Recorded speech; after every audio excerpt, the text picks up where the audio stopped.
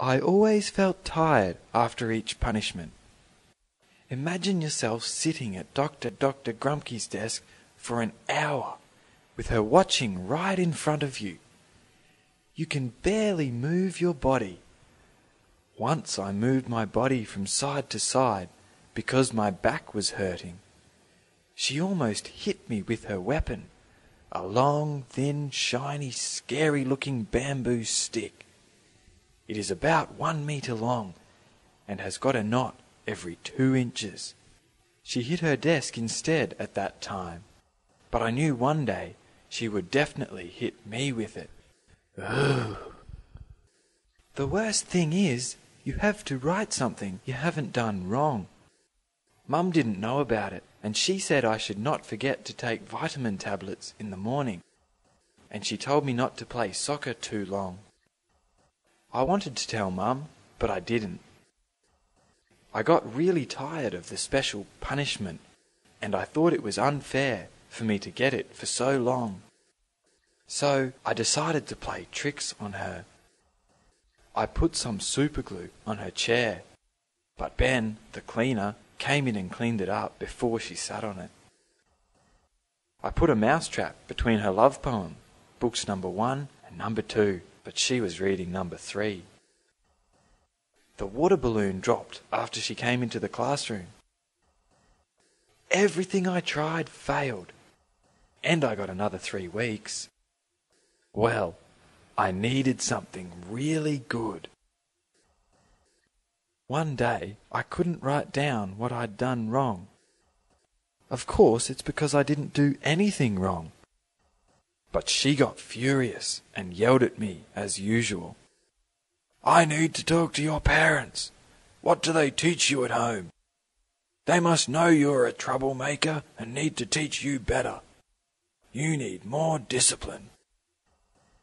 When Mum came and picked me up that afternoon, I felt exhausted thinking about what I should do about it. I didn't want Mum and Dad to know about this. "Why are you so quiet, sweetheart? Did you play soccer for too long again?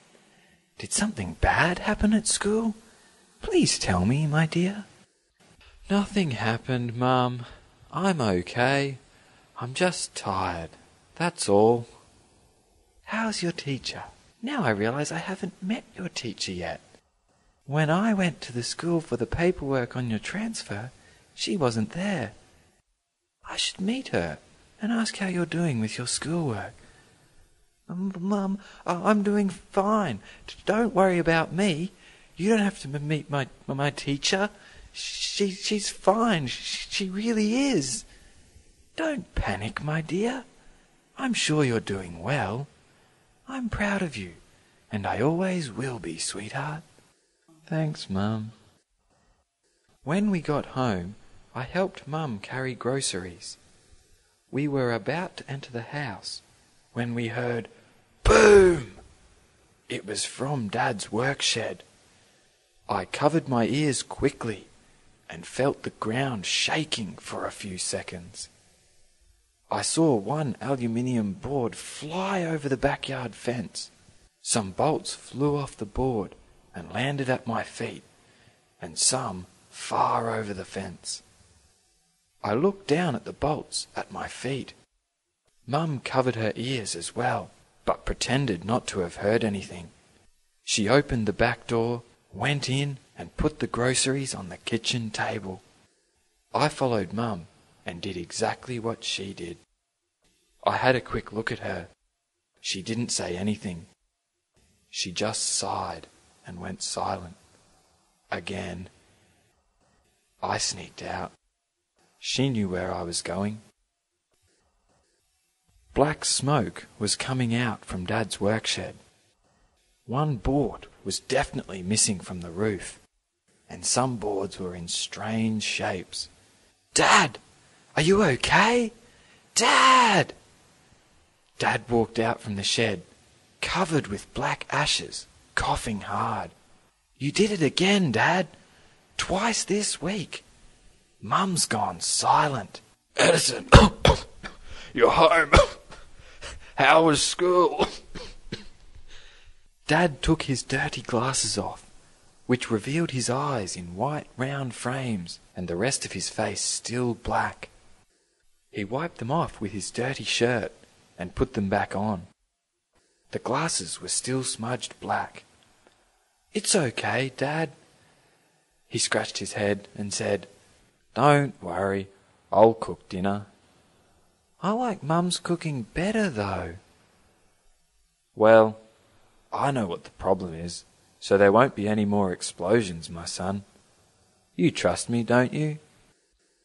"I'll help you clean up the shed. You can cook afterwards."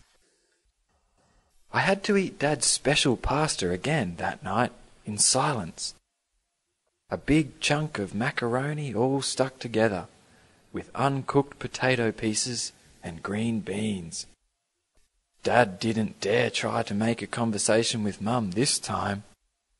Mum tried to separate the big chunk of macaroni on her plate, and I saw the blood veins bulging out on her forehead, which was never a good sign. She gave up, put her fork down on the table, and walked out without saying anything. That is the scary moment. Dad was chewing what was in his mouth, with his eyes closed. Then he opened his eyes, only to see Mum's seat empty. He didn't seem to know what to do. He just scratched his head slowly. I helped Dad do the dishes. Luckily, because of what Dad did, Mum forgot about what she told me before, meeting my teacher, Dr Grumpky. But it wasn't long until Mum remembered what she had to do.